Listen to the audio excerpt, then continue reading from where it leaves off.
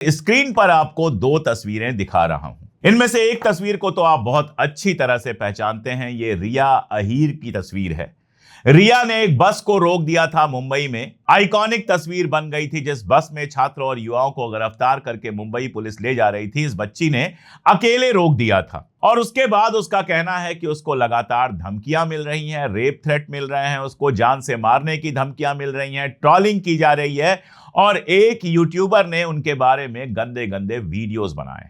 अब आप दूसरी तस्वीर की तरफ चलिए जिसको आप पहचानते नहीं होंगे। ये जिनको आप देख रहे हैं ये हैं टीजी मोहनदास। ये आरएसएस के हैं, केरला के आरएसएस के हैं, उस केरला के जहां भारतीय जनता पार्टी आज तक जीत नहीं पाई। उसी केरला के जिसको माना जाता है कि वहां पढ़े लिखे लोग रहते हैं, लेकिन आरएसएस के अंदर पढ़े लिखे लोग भी कितने गंदे मानसिकता के होते हैं वो आप टीजी मोहनदास से समझ सकते हैं। और आरएसएस के कोई छोटे मोटे कार्यकर्ता नहीं है।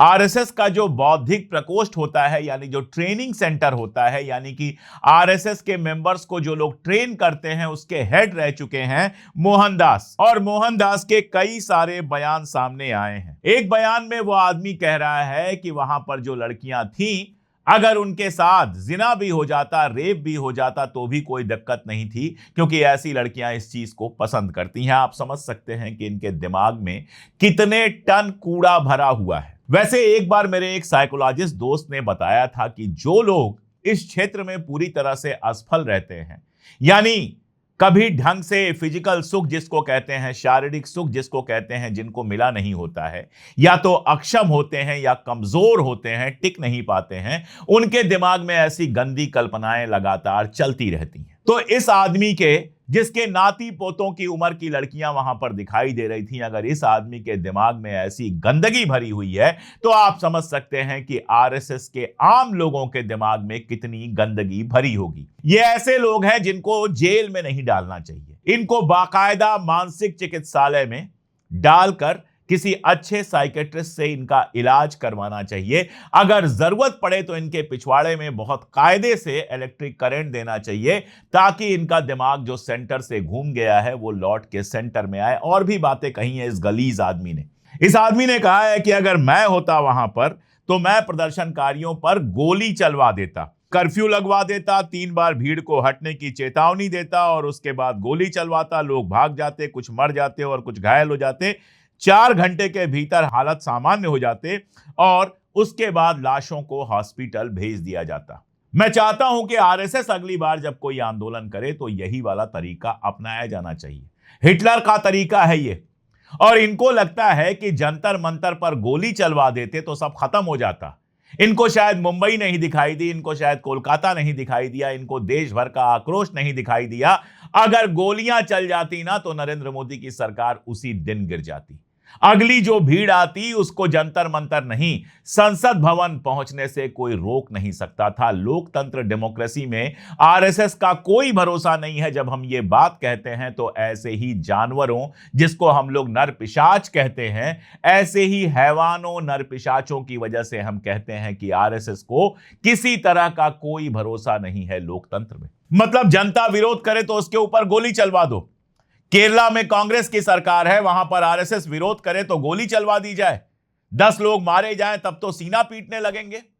इतने नीच लोग हैं आरएसएस के, और दुर्भाग्य से हमारे सरकार में ऐसे लोग बैठे हुए हैं जिनकी आरएसएस से ही ट्रेनिंग हुई है। मेन मुद्दे पर आऊं उसके पहले एक और बात। इस्तीफा देने के बाद प्रधान साहब कल संसद में पहुंचे तो भारतीय जनता पार्टी के लोगों ने उनका स्वागत किया, टोपियां पहनाई, माले पहनाए और पता नहीं क्या क्या किया। किस बात के लिए स्वागत किया? सफलतापूर्वक लगातार पेपर लीक कराने के लिए उनका स्वागत किया गया, या जिन 21-22 बच्चों ने आत्महत्या कर लिया उसके लिए उनका स्वागत किया गया। यह शुद्ध बेशर्मी है और कुछ नहीं है। लेकिन ठीक है, अगर आप बीजेपी में से बेशर्मी को खत्म कर दें, माइनस कर दें, तो बहुत थोड़ा सा कुछ बचेगा। एक तरफ प्रधानमंत्री लगातार वीडियोस बना रहे हैं, दूसरी तरफ इस तरह के आरएसएस से बयान आ रहे हैं, तीसरी तरफ धर्मेंद्र प्रधान का स्वागत किया जा रहा है। लेकिन इन सब के बीच ये गोलियों ओलियों की बात छोड़ दीजिए, सरकारें लगातार झुकने पर मजबूर हो रही हैं। प्रदर्शन पर चलूं उससे पहले एक और जरूरी बात जो आपको बतानी जरूरी है, जो आप जानते होंगे। जौहर यूनिवर्सिटी के मामले पर, जौहर यूनिवर्सिटी को गिराने का मामला जब से आया है, हम लगातार आवाज उठा रहे हैं। पूरा मामला अगर आप समझेंगे तो बड़ा मजेदार है। जिस मास्टर प्लान की पहुंच वहां तक थी ही नहीं, मास्टर प्लान को बाद में बढ़ाकर यूनिवर्सिटी में उसमें शामिल करा दिया गया और कहा गया कि यह अवैध है, और उसके बाद उसको तोड़ने की बात हुई। जो सरकार एक यूनिवर्सिटी बना नहीं सकती है, वो जौहर यूनिवर्सिटी को तोड़ना चाहती थी, जहां हजारों स्टूडेंट्स पढ़ते हैं सिर्फ इसलिए क्योंकि उसको आजम खान साहब ने बनवाया था। उनकी जिंदगी के ख्वाब जैसा था, अपनी जिंदगी की सारी मेहनत लगवाकर उन्होंने जौहर यूनिवर्सिटी को बनवाया था, इसलिए उसको तोड़ा जाना था और उसको लेकर भी शोर शुरू हो गया था। लगातार लोग वहां पर इकट्ठा हो रहे थे और सरकार को डर था कि यूपी के अंदर जौहर यूनिवर्सिटी पर कहीं कोई बड़ा आंदोलन न शुरू हो जाए। इसीलिए अचानक से कल आदेश आया और उस आदेश के बाद मुरादाबाद मंडल के कमिश्नर के उस आदेश में यह कहा गया कि इस यूनिवर्सिटी को तोड़ा नहीं जाएगा। तो यह दूसरी जीत है जो लोगों को मिली है। आप जानते हैं सपा और कांग्रेस दोनों इस मुद्दे पर बेहद आक्रामक थे। कुंवर दानिश अली वहां गए थे, सपा के लोग वहां गए थे और लगातार जौहर यूनिवर्सिटी को लेकर मामला गरमा रहा था। मैंने भी अपने ट्विटर पर लिखा था कि अगला मूवमेंट जौहर यूनिवर्सिटी को लेकर होना चाहिए। तो जौहर यूनिवर्सिटी पर इनको झुकना पड़ा है। और जहां तक छात्रों का मामला है, लगातार छात्रों के उत्पीड़न की खबर आ रही है। आपको पता है 4 दिन पहले बिहार में एनएसयूआई की लीडर हैं भाग्या भारती, उन्होंने एक फेसबुक पोस्ट करके बताया था कि रात को 2 बजे उनके घर सिविल ड्रेस में ढेर सारी पुलिस आ गई, घर की तलाशी ली गई, उनके फोन की तलाशी ली गई और यह सारा कुछ हुआ। जबकि उनका कहना है कि 1 हफ्ते से वो वर्धा के सेवाग्राम में कांग्रेस के एक प्रोग्राम में शामिल थी और उनका इस आंदोलन से फिलहाल कोई लेना देना नहीं था, फिर भी उनको परेशान किया गया। इसके अलावा भी बहुत लोगों को परेशान किया गया है। जुनैद के बारे में आप जानते हैं, उनको कल भी पुलिस ने उनसे पूछताछ की ऐसा बताया जा रहा है, पहले भी पुलिस ने परेशान किया, सारा कुछ हो रहा है। लेकिन जनता का जहां दबाव आ रहा है वहां इनको झुकना पड़ रहा है। बिहार में मैंने आपको कल बताया था काफी सारे लोगों को गिरफ्तार किया गया था, केसेस दर्ज किए गए थे, सब कुछ हुआ था। तेजस्वी यादव फुल फॉर्म में आ गए थे। उन्होंने कहा था कि अगर ये मुकदमे वापस नहीं होते हैं तो बड़ा आंदोलन शुरू होगा। आयशा की नेहा जो भूख हड़ताल पे बैठी थी वो भी पटना पहुंची थी। राहुल गांधी ने भी बिहार को लेकर बयान दिया था और सबके बाद ये हुआ कि 26 जुलाई को शाम 6 बजे से पहले जिन लोगों ने प्रोटेस्ट में हिस्सा लिया था उनके खिलाफ कोई भी कार्रवाई नहीं की जाएगी। हालांकि बाकायदा पोस्टर्स जारी किए गए हैं कि कौन कौन से बच्चे इसमें शामिल थे। उम्मीद यह की जा रही है कि बिहार सरकार अपनी बात पर कायम रहेगी और इन बच्चों के ऊपर किसी तरह का कोई मुकदमा नहीं लगाएगी। सोमवार तक का अल्टीमेटम दिया गया था और अल्टीमेटम के भीतर भीतर बिहार सरकार ने सारे मामले वापस लिए। ऐसे ही आसाम के अंदर सीजेपी ने कहा था कि अगर सीजेपी में मैं आऊंगा, कई सारी अच्छी बातें उन्होंने की हैं। उन्होंने भी आसाम को लेकर कहा था कि अगर कानूनी कार्रवाई नहीं रोकी गई तो वो अपना आंदोलन फिर शुरू कर देंगे।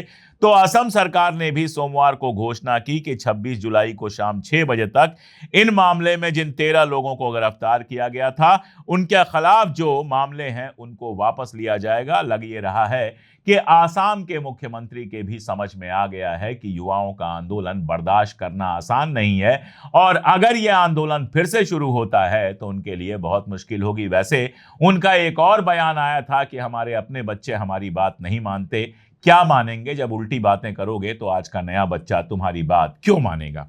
लेकिन बंगाल में अभी तक इस तरह की कोई चीज सामने नहीं आई है। बंगाल सरकार झुकने को तैयार नहीं है। 24 जुलाई को जो प्रदर्शन हुआ था उसके बाद पुलिस ने 7 एफआईआर दर्ज किए और 16 लोगों को गिरफ्तार किया, जिसमें बड़ी संख्या मुसलमानों की बताई जा रही है। शुवेंदु अधिकारी जो हैं उन्होंने विधानसभा के अंदर यह कहा है कि हम राष्ट्र विरोधी तत्वों को बंगाल से बाहर निकाल देंगे। कहीं नहीं, आप खुद राष्ट्र विरोधी तत्व हैं, आप खुद राष्ट्र विरोधी तत्व हैं, आप खुद एक ऐसे संगठन के हिस्सा हैं जिसका जो पितृ संगठन कहा जाता है आरएसएस, उसके लोग ऐसी घटिया और गंदी बातें कर रहे हैं। आप सोचिएगा, यह आदमी जिसका मैंने नाम लिया था टीजी मोहनदास, इसने जो बातें की हैं जिसको दोहराने की मैं जरूरत नहीं समझता, ये गाली के ऊपर सवाल उठाएंगे। बच्चों ने गाली दी, इस पर सवाल उठाया जा रहा है और एक 60-70 साल का बुढ़ा कहता है कि मास रेप इनका हो जाता तो भी कोई दिक्कत नहीं थी। इतना नीच आदमी जिस संगठन में हो और अभी तक न मोहन भागवत ने, न आरएसएस के किसी बड़े आदमी ने इस आदमी की टिप्पणी के ऊपर कुछ कहा है। तो क्या माना जाए कि सब लोग इससे सहमत है? कम से कम मोहन भागवत सामने आके ये तो कहे कि इस आदमी ने जो कुछ कहा है वो घटिया है और आरएसएस का इससे कोई लेना देना नहीं है। लेकिन अभी तक कुछ नहीं कहा है। इन सब के बीच राहुल गांधी कल इरफान से मिलने गए। इरफान को आप सब ने देखा होगा, झुग्गी झोपड़ी में स्लम में रहने वाला आदमी जो बर्फ बेचकर गुजारा करता है, पढ़ा लिखा बंदा।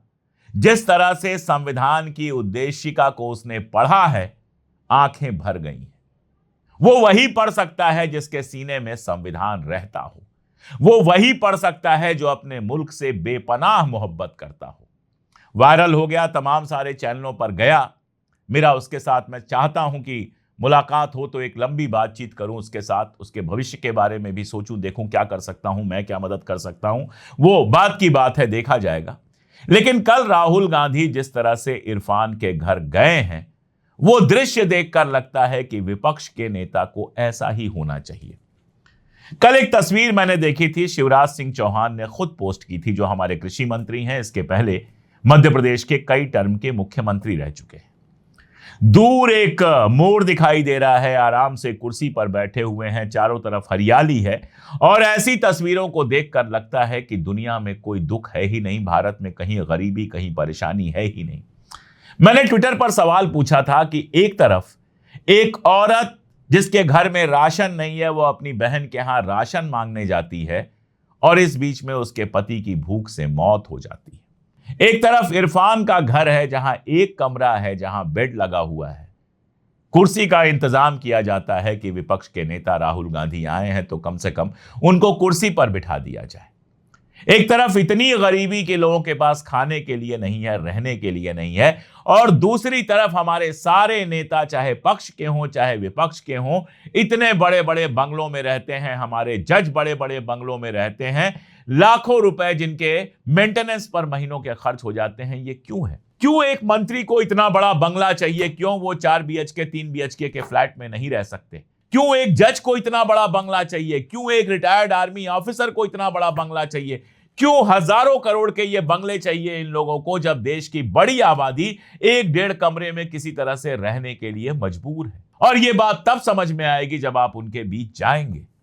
राहुल गांधी गए कल इरफान के यहां, जितनी सहजता से बैठे, ना वहां एसी होगा, हो सकता है कूलर भी ना हो। दिल्ली में जिस तरह की सड़ी हुई गर्मी पड़ रही है, उमस है, उसमें जब मैंने राहुल गांधी को इरफान के घर देखा तो मेरी नजर इसी पर थी कि इनको कितनी परेशानी होती है। लेकिन मैं आपको सच बताऊं, पूरे वीडियो में कहीं भी राहुल गांधी गर्मी से परेशान नहीं दिखे, सहज दिखे, बिल्कुल जैसे कोई पड़ोसी आकर बैठ गया हो, जैसे कोई भाई आकर बैठ गया हो, जैसे कोई दोस्त आकर बैठ गया। कोई नाटक नहीं था कि थाली लग रही है, खाना लग रहा है, सेम थाली में खा रहे हैं, फोटो खिंचा रहे हैं और निकल जा रहे हैं। ये सब तमाशा नहीं था। हमने देखा है हमारे कई मुख्यमंत्री जब जाते हैं तो स्पेशली एसी लग जाती है उनके लिए, कि बेचारे 1 घंटे भी बिना एसी के कैसे रहेंगे। लेकिन राहुल गांधी बिल्कुल वैसे ही गए, जैसा मैंने बताया, जैसे कोई भाई अपने भाई के घर जाता है। राहुल गांधी के जाने के बाद मुझे पूरी उम्मीद है कि न केवल इरफान को एक हिम्मत मिली होगी, बल्कि आगे उसके भविष्य के लिए भी राहुल गांधी जरूर सोचेंगे और बेहतर रोजगार के बारे में भी सोचेंगे। मुझे ऐसा लगता है आगे क्या होता है वो तो हम देखेंगे। रील बनाने से आप युवाओं से नहीं जुड़ेंगे, वीडियो बनाकर युवाओं से नहीं जुड़ेंगे। देश की जनता से जुड़ने के लिए देश की जनता के दर्द का आपके सीने में होना बहुत जरूरी है, उसको महसूस करना बहुत जरूरी है। और यही फर्क हो जाता है, यही फर्क हो जाता है जब दिखावे के लिए 26 कैमरा लेकर आप जाते हैं, नई थाली में 2 रोटी खाते हैं, 2 पूड़ियां खाते हैं और उठ के चल देते हैं, और दूसरी तरफ जब बिल्कुल नॉर्मल तरीके से आप किसी के घर पहुंचते हैं और उससे बात करते हैं। और यही वजह है, चाहे कोई भी आरोप लगाए, लेकिन राहुल गांधी से उम्मीदें दिखती हैं, उम्मीदें जगती हैं कि अगर वो सत्ता में आए देश के तो हालात शायद बदलेंगे, शायद लोगों की प्रॉब्लम्स को और सेंसिटिविटी से सुना जाएगा। नहीं सुना जाएगा तो तब भी सवाल उठाया जाएगा। लेकिन आज जो लगता है वो मैं आपके सामने लेकर आया। और बड़ी बात यह है कि सरकार को, चाहे वो प्रदर्शनकारियों के मुद्दे पर हो, धर्मेंद्र प्रधान के इस्तीफे के मामले पर झुकना पड़ा, प्रदर्शनकारियों से आरोप वापस लेने पर झुकना पड़ रहा है, जौहर यूनिवर्सिटी पर झुकना पड़ रहा है, तो ऐसा लगता है कि इस देश की जनता ने सरकार को झुकाना सीख लिया है। और जिस देश की जनता सरकार को झुकाना सीख ले, यह समझिए कि वहां से लोकतंत्र को कोई खत्म नहीं कर सकता है। इसीलिए हम लोग तो 2014 के बाद से लगातार ये बातें करते ही आ रहे हैं। थोड़ी हिम्मत मिलती है कि हमारी मेहनत जाया नहीं हुई। अभी भी इस देश की जनता को लोकतंत्र की फिक्र है, अभी भी इस देश की जनता को अपने अधिकारों के बारे में पता है, और इसीलिए लगता है कि इस देश में लोकतंत्र खत्म करना इतना आसान नहीं है। इसीलिए लगता है कि आरएसएस के ऐसे गलीज जो नेता हैं, जिनका मैं अब फिर से नाम नहीं लेना चाहता हूं, ऐसे लोगों की मंशा कभी सफल नहीं होगी। आपको क्या लगता है? कमेंट में जरूर बताइएगा। आज के लिए इतना ही, बहुत शुक्रिया।